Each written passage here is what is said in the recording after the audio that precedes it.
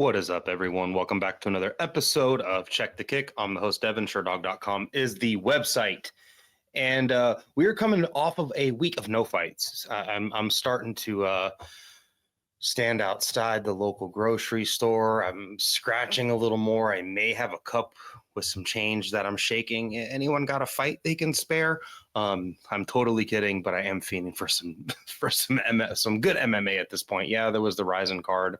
New Year's Eve, and I did not, day before New Year's Eve for us, in the US of A. I stayed up and watched part of it. I made it to like the first round of the Jose Shorty Torres fight, and then I knocked out. We have finally MMA back, and that's why I'm back here talking to you guys. We have Ribas versus Dern 2 this week, which it's kind of it's a 14 fight card, a couple short notice replacements. One really big favorite on the betting lines. Some pretty cool fights, but when you're like me and you're starving for some fisticuffs, you'll take this. And then next week we're going to talk about Mahashev versus Sarukian. So some really cool fights next week as well. And the show's going to be a little bit shorter. I don't have an out with the old. I don't have a what's hot because there's not a lot going on in MMA. First fight we're going to talk about is a fight that's it's not buried. It's on the main card, but this should be the co-main event, or even like on a fight night card like this, UFC, it's okay if you do a co-main event and a main event. That's just 5 rounds because kind of like who cares at this point, and if Chris Curtis versus Roman Kopylov was a 5-round fight as a main co-main, I wouldn't care. I think it'd be great. And that's the first fight we're going to talk about. We're going to talk about Chris Curtis taking on Roman Kopylov. If you ask Chris Curtis, Kopylov has had some spies in his camp. I know it's just MMA social media. Could be true. Could be true. Let me give you the odds on that fight. Odds on that fight. I was actually looking on, I won't name the website, but it's a website that provides betting odds, and I funny enough, I stumbled into some potential feature odds, and this has nothing to do with the fight, but I just want to speak on them because I think you guys may find it entertaining. A future event, a supposed fight between Conor McGregor and Tony Ferguson. Conor McGregor would be the minus 280 favorite. Tony Ferguson would be the plus 230 dog. This is what's hot. How about that? In a Ilia Topuria versus Bryce Mitchell rematch, Ilia Topuria would only be a minus 155 favorite. If that fight happened, like find that line and bet that. Maybe that was at that time, but this says future lines. And then the last future line is another fight between Figgy and Moreno, with Moreno being the minus 135 favorite and Figgy being the plus 115 dog. This website has that. Back to the fight. Odds on this fight. Roman Kopylov, he is a pretty big favorite. Kopylov is a minus 270 favorite. Chris Curtis is coming back as a plus 220 dog. I kind of find that interesting because I wouldn't really, I mean, maybe Dricus would be that big of a favorite. I don't think Sean Strickland would. Those dudes have a lot of history together. I just don't see maybe like Fluffy Hernandez being this big of a favorite over Chris Curtis. But like, God, that's a pretty big line. This is an interesting fight because Chris Curtis is coming off of that fight with Brendan Allen, where in my opinion, like even though he had an injury, he like tore his hamstring and he kind of went down and yelled a bit and kind of grabbed his leg. I still kind of think he won that fight. And I know Brendan Allen is walking away like, I'm the winner of this, but like out of their 2 fights, their first fight, Chris Curtis knocked them dead. And then their second fight, it was a lot closer. So Brendan Allen has definitely improved. But I still think Chris Curtis kind of probably, did the more damage in that fight and probably should have won minus the injury.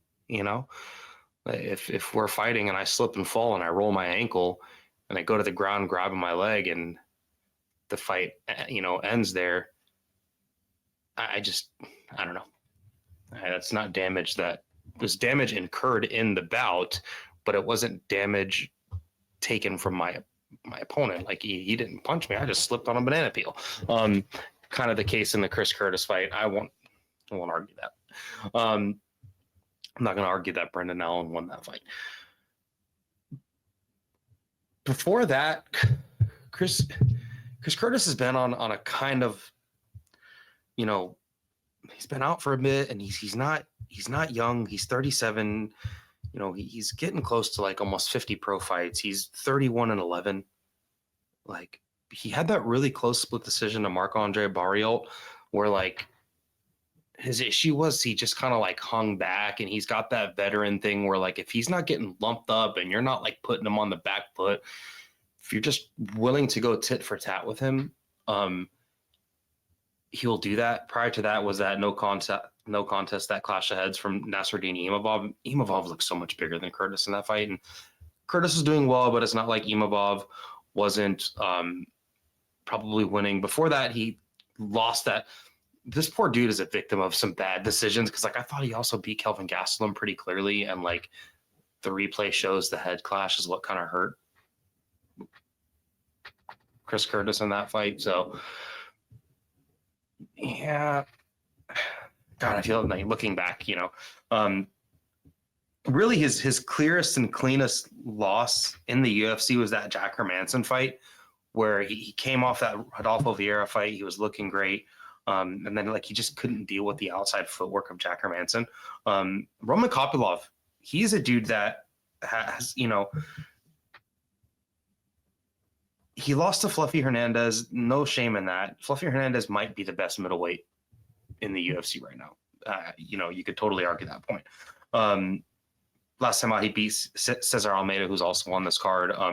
Close. Cesar Almeida hurt him a lot. Not a lot, but kind of buzzed him a little bit and forced Kopylov to wrestler. Kopylov is definitely more of a striker than a wrestler, but he will go to it. He went and trained in Dagestan, and that's where he kind of, reignited his wrestling chops, I guess you could say. Did knock out Josh Fremd, did knock out Claudio Ribeiro, did knock out Punale Soriano, and did also knock out Alessio Di Chirico. He was on a hell of a fucking run after losing to Carl Roberson, the jewel thief, via rear naked choke. And then after that Albert Duraev fight, I was kind of like, I don't know, man. Kopylov is a really dexterous kicker.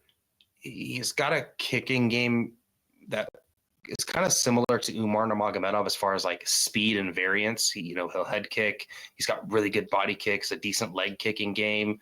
And he's got pretty good boxing. Like he also kind of did well with his boxing against Cesar Almeida, even though he did get kind of hurt in that fight a little bit too.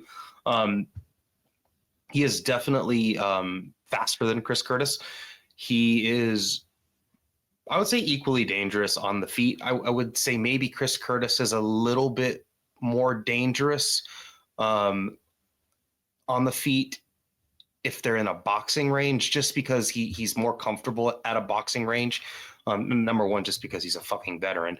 And then number two, he's got really good vision, like in the pocket. Like he's good. Chris Curtis is good in the clinch, dirty boxing, and good in, like, if you have a 3 to 4 punch combination exchange with Chris Curtis in the pocket, like he's going to get the better of most of his opponents, probably 70% of the time. Chris Curtis is pretty fucking good there. And he's a willing body puncher. He will, punch to the head, punch to the body, and then finish back upstairs with a 3 to 4 punch combination, which is another cool thing that he does. He's not a guy that throws more than one punch. And a lot of times he's either starting an exchange going to the body and finishing an exchange going to the body. His boxing, if I could say it, reminds me of anyone on the UFC roster. Weird enough, is a flyweight like Joshua Van, how they are just will sometimes watch their work in the pocket and get hurt, but also combination punch, really good shot selection, good vision, and just bravery and comfortability in the pocket. And I think that does make a pretty big fucking difference. We got the heat on in my house. It's cold outside. I'm getting dry mouthed and chapped. Sorry, had to drink some water there. Since I'm not betting money, I'm going to pick Chris Curtis. But if I was betting money, I would say Chris Curtis is probably a good bet. Now, could Roman Kopylov use his footwork, stay on the outside, stick him with a jab, and just like do what Jack Hermanson did and really frustrate and flummox Chris Curtis? Yes. In a 5-round fight, I would probably favor Chris Curtis. Like, I would actually maybe be like, Chris Curtis has got this. I'm really on the fence with this fight. I'm only picking Chris Curtis, number one, because I'm not putting money on it. Number two, because he is almost a 3-1 dog. And that line could go either way. Like he's at like what, plus 270 right now. He may go to plus 300 or he may go to plus 200. Just watch that line for the rest of the week if you are going to gamble that. But I'm not sure Roman Kopylov can do anything to spark fear in Chris Curtis. Rodolfo Vieira is a much more physical dude and better wrestler, even though he's a BJJ guy. Rodolfo Vieira is a pretty good wrestler for a BJJ guy. And I would say he's a better wrestler than Roman Kopylov, and he could not do anything with Chris Curtis on the ground. And then if he's stuck striking with Chris Curtis, like if Chris Curtis is just like, hey, I got fucked over. I've been fucked over too many times. I'm getting older. I'm going to go out here and actually like throw some volume. That's my only fear with him in picking Chris Curtis in this fight is like, if he's got to match Kopylov's volume, and Kopylov is a volume striker with medium to decent power. And I mean, you can go look at Kopylov's record and that's been curtains for some dudes. But Chris Curtis ain't Claudio Ribeiro. He's not Josh Fremd. This dude's an OG. He's, I mean, like MMA heads, like he's, I don't want to call him a legend, but like Chris Curtis is an OG, and like, Chris Curtis's game, he could totally, close that kicking distance and force Kopylov to have prolonged boxing exchanges. And maybe Kopylov wins 1 out of every 3. But if that goes on for 3 rounds, and Chris Curtis has won 2 out of 3 striking exchanges, well, then that happens 15 minutes straight. Chris Curtis is going to get the dub. So give me Chris Curtis to punch the body. Cesar Almeida had success going to Kopylov's body and close the range. He's really got to work on his footwork, cut off the cage, and just force prolonged exchange in the pockets. And again, just win 2/3 of those exchanges. Moving on to another fight up the card here. I believe this is the co-main event, but let me just verify with the bout order. This is the co-main event. We have Carlston Harris taking on Santiago Ponzinibbio, or you can put Ponzi, it's a pick'em fight. You know what? We'll say Ponzi versus Harris. How about that? Ponzi's the OG. He's been around the UFC a little bit longer. We'll give him the number 1 slot. Odds on this fight, I believe they're dead even. Okay, so we've got, they're just dead even. They fluctuate up and down. And some places I'm even seeing Carlston Harris as like a plus number at 2 places. I won't name those places, but you can get him at plus 105 at this one place, and you can get Ponzi at minus 125. Those are the widest odds. Let's pick them everywhere else. This is a kind of interesting fight, and I also do think Ponzi has one of the better MMA nicknames. The Argentine Dagger.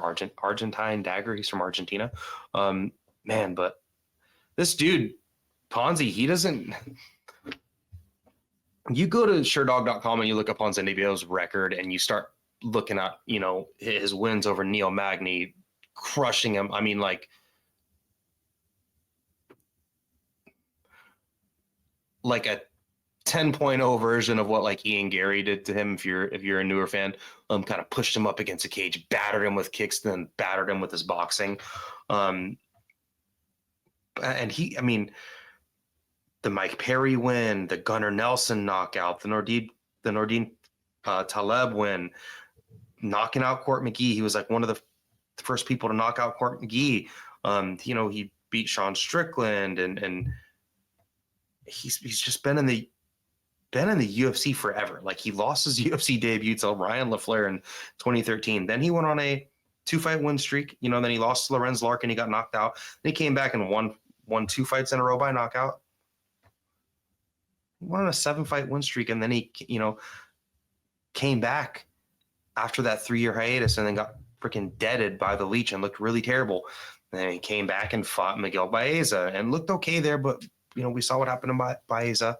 Then he lost that split decision to Jeff Neal in a really close fight, and then he lost a split decision to Michel Pereira in another close fight. Then in 2022, which was his last win, when he knocked out Alex Morono, like he was losing that whole fight. He hit Alex Morono. Watching the tape back on this fight, I do forget like how he gave him like Bell's palsy, like in part of his face. Like he like hit him in a nerve, the phantom perennial nerve, Sugar Sean O'Malley kick or Henry Cejudo leg kick. Like that's what happened to Moreno's face. Like he got punched and he just went, ugh. And he like got knocked out with and we love Alex Morono here, but I'm sorry to kind of chuckle, but like, doing the tape study and watching that back, I was like, fuck, that was a little more brutal than I recall, but his face got stuck. It's like, and that was his last win.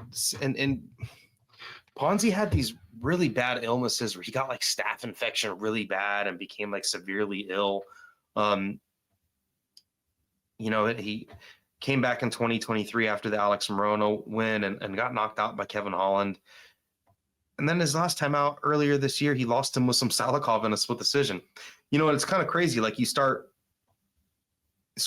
pulling his record apart. Like he lost to Jeff Neal by a split decision. If all of these were wins, these are all fights that he probably should have lost either way, but those are all wins. We'd be having a different conversation about Ponzi here, but he has definitely receded. He's definitely not as good as he used to be, and he's definitely on the decline. And he's another old dude, man. He's 38. And he needs to have a talk with his manager, because this is, Carlston Harris is a dude that is really dangerous. Carlston Harris, he got knocked out by Caleb Williams his last time out, and he's one of the harder punchers in welterweight. Chaos Williams doesn't fight often and doesn't fight as much as he should, in my opinion. But like Chaos Williams does kind of murk dudes. Like that's his thing. One punch kills him. Beat Jeremiah Wells and looked good there. He with that front headlock, he looked okay against Jared Gooden. He did get knocked out by Shavkat, but everyone has done that besides one dude. Before that, he knocked out Imba, and this is, we kind of know that Impa Kasanganay is not that bad. Go ask the PFL. And his game is very, he's not a young guy either. He's 37, by the way, so just kind of a bunch of old dudes. Shout out to them. Carlston Harris has such a weird game because he's not great at anything, but pretty good at everything. His striking is weird. He throws these big, weird, looping, whippy punches. He's got a really long reach for his frame. He's just a big dude. And he's just a really opportunistic fighter. Like if he shoves, if you try to take him down and he stuffs a takedown, he's looking for, guillotine, anaconda, any sort of those front headlocks. Take people down against the cage and force like weird scrambles and look for those front headlocks. He's got good power. Definitely like a club and sub dude, but mostly he's just like a really opportunistic fighter. Like that's his thing. I'm going to pick Carlston Harris in this fight, but again, I'm not really confident. This isn't one where I'm like, signed, sealed, delivered. This is clear as day. Because it's not. Ponzi could totally like defend some takedowns and like get on the jab and like force Carlston Harris on the back foot and like still be the slicker boxer. And Carlston Harris can't be knocked out. And I mean, so can Ponzi. They both have enough power, but Ponzi's definitely, even at this stage of Ponzi's career, outside of the Alex Morono fight, I still think he's a good enough striker to probably be more proficient. And Ponzi's got such a good fucking leg kicking game. Like you go back up, like, and this is something that's not talked about, but like, number one, for a stretch of time, he was one of the better leg kickers in the UFC. And like, he's kind of one of the OG or more one of the older dudes using that low calf kick. He's fucking good at it. Another old head using that lower calf kick, Jan Blachowicz, shout out to him. He fights real soon. He's got a fight booked.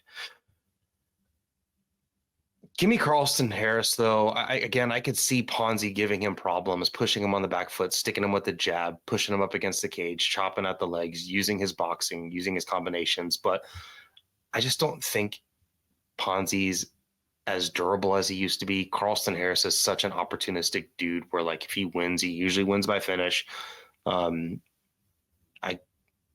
give me Carlston Harris to be losing this fight and then hurt him in a boxing exchange and then like club and sub Ponzi like in the second round after like losing the first.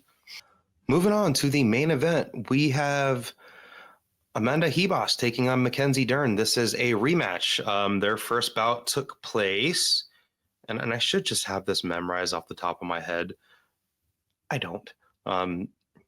But what I do have is my phone with all of that information right in front of me.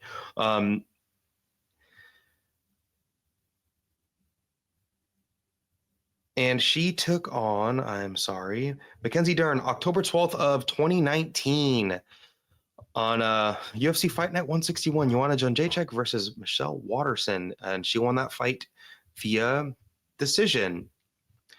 Both of these girls have had quite a few fights since then. And, you know, for one of them, well, I guess for both of them, fought in multiple divisions.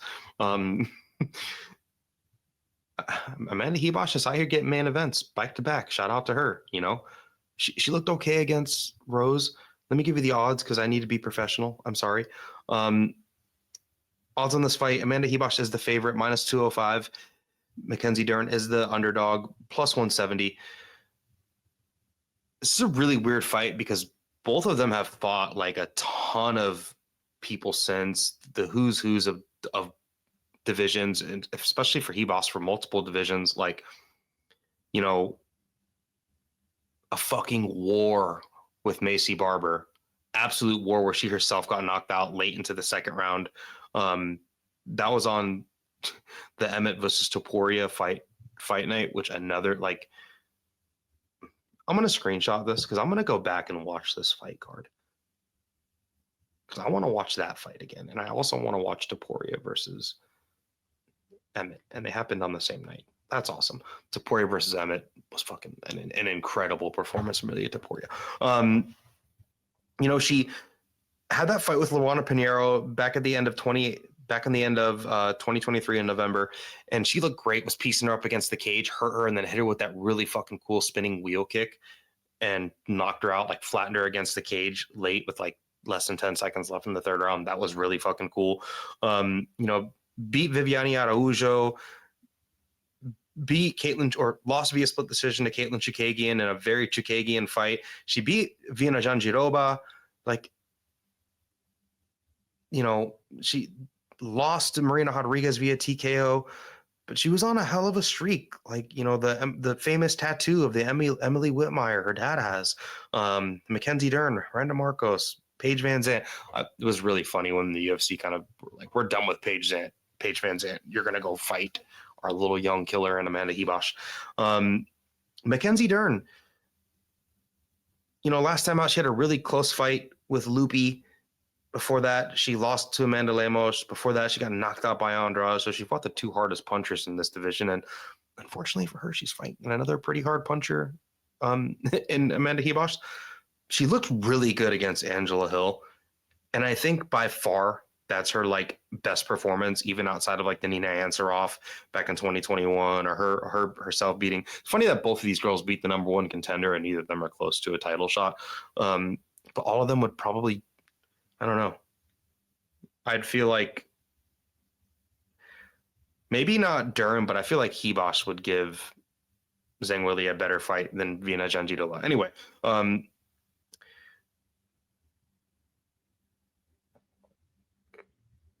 since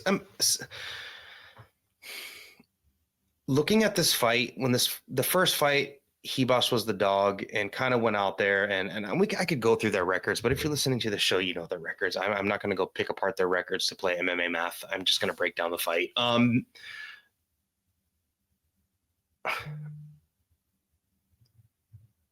not trying to think of something good to say about Mackenzie Dern, but I'm trying to think of an improvement that she made doing tape study. And like, I still don't. She discovered that she punches hard, and Mackenzie Dern has spent her MMA career not really improving, but getting her body into physical shape.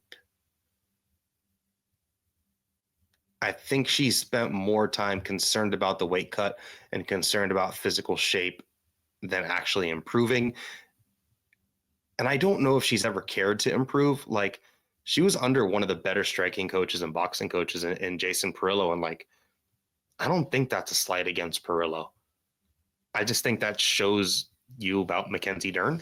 I'm not saying she doesn't take her fighting career seriously. I just, she's so good at one thing, and if she can have the fight under her, if Mackenzie Dern is in a fight and it is happening under Mackenzie Dern terms, 95% of the time she looks like an absolute fucking world beater.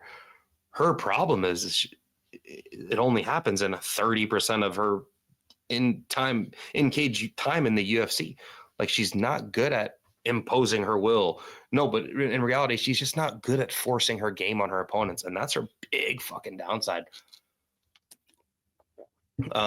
She's not a great athlete. A willing striker, almost. I mean, not almost, but to her own demise. Go watch the Jessica Andrade fight. She will like run head like. You ever seen Red Rover, the game Red Rover, where you link the hands, they just fucking basically get clotheslined? Like, that's what happened to her in the Jessica Andrade fight. Like, she just ran headfirst into Jessica Andrade into a buzzsaw, and it could happen again to her in this Amanda Ribas fight. It's just a shame that Mackenzie Dern never went to a camp. I'm trying to be kind.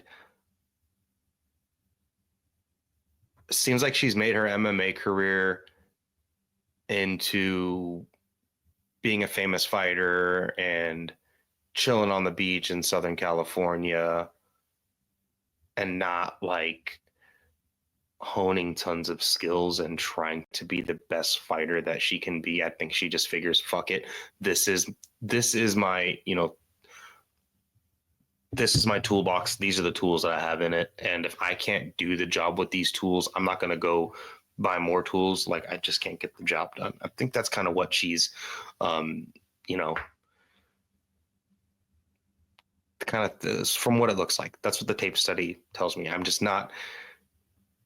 She spent her MMA career being able to make the weight better. And maybe it was really hard for her to make the weight, but she had her child, and she seems like a great mother. Not saying she's a bad person at all. She seems like a great person. But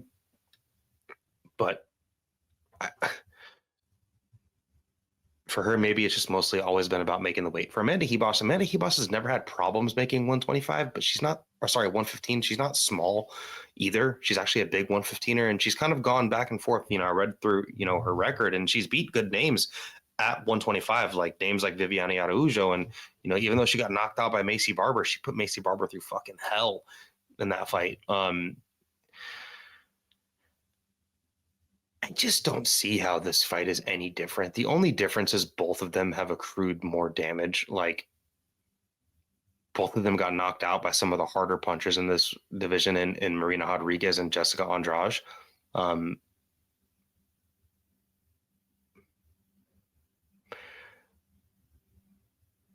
Mackenzie Dern's problem is that, like, maybe in like a submission grappling match where they both start on their butts, she's better than Ribas, but like everywhere else, Amanda Ribas is just better at fighting. Like, her top game is better. Her striking is better. Dern maybe is equally powerful as a puncher, but she doesn't have fucking spinning wheel kicks and stuff. She probably shouldn't be doing tons of spinning attacks in front of Mackenzie Dern, because that's how Mackenzie Dern can, get a jumping back take or something. Mackenzie Dern is capable of shit like that.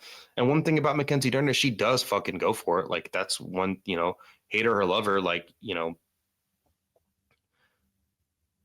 she's not scared to take some shots on her face, and she will go through fire and even in the grappling, she will go for crazy submissions. But in their first fight, like a couple minutes into the first round, Ribas takes her down and like has control and like lands some little elbows and lands some punches.